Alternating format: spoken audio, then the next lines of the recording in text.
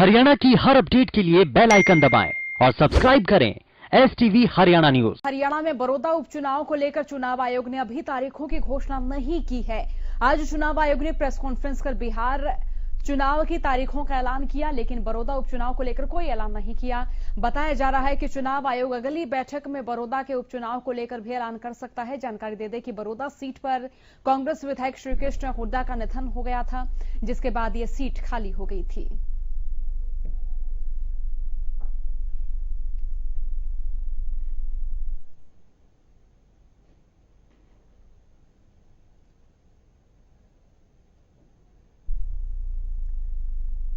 वहीं बड़ौदा उपचुनाव को लेकर कृषि मंत्री जेपी दलाल से हरियाणा न्यूज ने खास बातचीत की है। इस दौरान उन्होंने बताया कि पहली बार बड़ौदा में कमल खिलने जा रहा है। और वहीं कृषि बिलों के विरोध पर उन्होंने क्या कहा, जरा सुनिए। बड़ौदा उपचुनाव को लेकर घोषणा हो चुकी है और हमारे साथ इस समय मौजूद हैं कृषि मंत्री जेपी दलाल। जेपी दलाल को भारतीय जनता पार्टी ने बड़ौदा उपचुनाव के लिए प्रभारी नियुक्त किया था। अब उनसे जानते हैं कि किस तरह की तैयारियां हैं।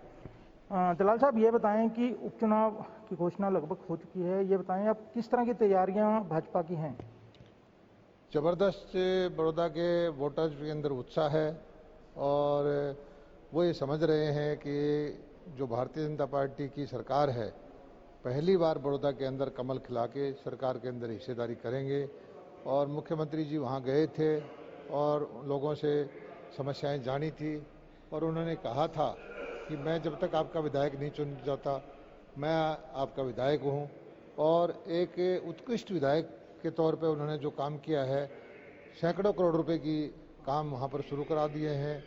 उसमें 100 करोड़ रुपए से ज़्यादा की पीने के पानी की, 70-80 करोड़ रुपए की सड़कों की व्यवस्था, 50-60 करोड़ रुपए की गलियों की व्यवस्था, और उस क्षेत्र के अंदर IMT देने की बात हो, उस क्षेत्र के अंदर एक हैफेड का राइस मिल बनाने की बात हो, और जनता बुटाना जो है एक यूनिवर्सिटी बनाने की बात हो, बहुत सारी चीज़ों के सहमति दी है और इससे बड़ौदा हल्के की किस्मत बदल जाएगी। इस समय साझे में सरकार है, उम्मीदवार भाजपा का हो सकता है या जसपा का होगा? स्वाभाविक रूप से भाजपा ने ज़्यादा वोट लिए थे वहाँ, मुझे संभावना भाजपा की लगती है। आपकी आपकी जो मेन कोर ग्रुप है उसमें चर्चा हो चुकी है इस बारे में? इस बारे में कोई चर्चा नहीं हुई है। सभी चुनाव की घोषणा के इंतजार में थे, वो हो गई है। अब ये प्रक्रिया शुरू होगी। आज बंद की घोषणा की है और आप एक तो ये बताएं कि क्या आप इसे सफल मानते हैं, किस तरह से ले रहे हैं? देखिए, ये कांग्रेस का आंदोलन है, बिचौलियों के साथ मिलकर कांग्रेस आंदोलन कर रही है। किसान बेचारे के लिए तो 500-700 रुपये में मजदूर नहीं मिल रहा। फसल कटाई का टाइम है, धान का है, मक्का का है, कपास का है, बाजरे का है।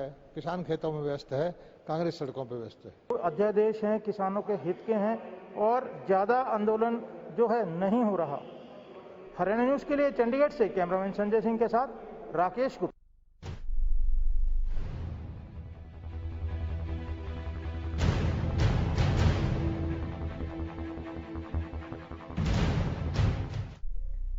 बिहार में विधानसभा चुनाव की तारीखों का ऐलान हो गया है। कोरोना वायरस संकट के बीच देश में होने वाले पहले बड़े चुनाव हैं। शुक्रवार को चुनाव आयोग की ओर से प्रेस कॉन्फ्रेंस में इन तारीखों का ऐलान किया गया।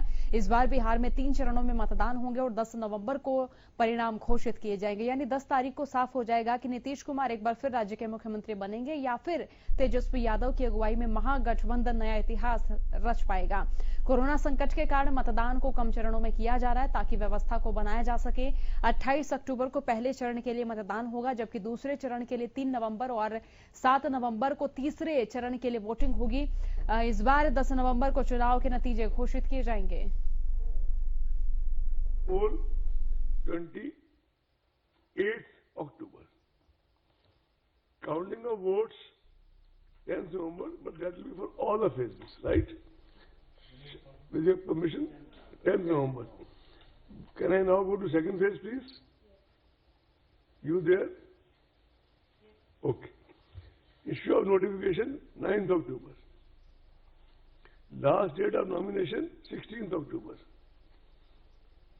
Whenever you want me to repeat, I will repeat, gladly repeat. Scrutiny of nomination 17th October. Last date of withdrawal of candidature 19th October. Date of poll 3rd November. Counting